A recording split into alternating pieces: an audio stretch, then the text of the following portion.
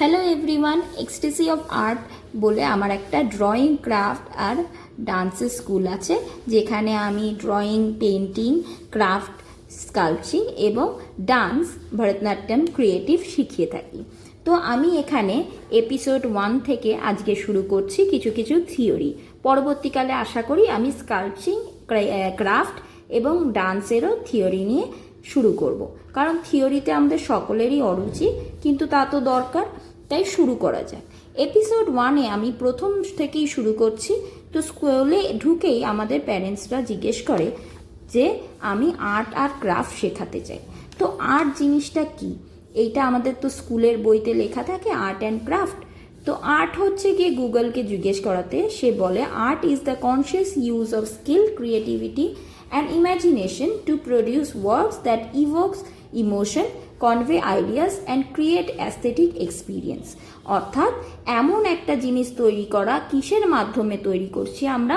যে স্কিল, কাজের মাধ্যমে, ক্রিয়েটিভিটি মানে যেটা আমরা হাতে তৈরি করছি, নিজের থেকে তৈরি করছি, কারোর দেখে নয়, এবং ইমাজিনেশন সম্পূর্ণ আমাদের নিজের কল্পনা থেকে মনে ভেবে তৈরি করছি, এবং যেটা কিনা আমার ইভোক ইমোশন তৈরি করছে, আবেগকে তৈরি করছে, কনভে আইডিয়া মানে আমার ভাবনা দিচ্ছে, এবং ক্রিয়েট অ্যাস্থেটিক এক্সপিরিয়েন্স, সৌন্দর্য প্রদান করছে। এবার আসে পেইন্টিং ক্লাস না ড্রয়িং ক্লাস বলবো। পেইন্টিং গুগল কি বলছে দেখা যাক।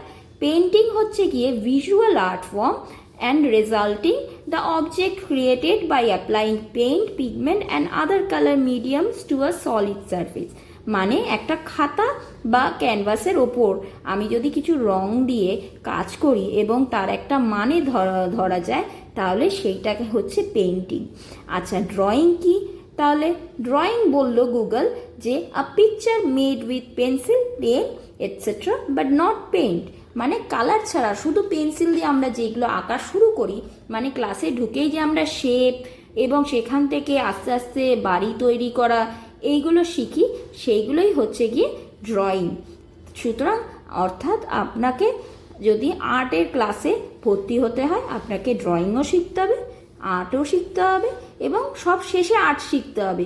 তার আগে ড্রয়িং, পেন্টিং শেখার পর তারপর এই সাধারণ আঁকাটা দিয়ে এবং এই ছোট্ট ভিডিওটা দিয়ে আমি কিছু কনফিউশন দূর করতে পেরেছি, কিছু দুর্ভাবনা যেগুলো আমাদের কনফিউশন ছিল সেগুলো দূর হয়েছে।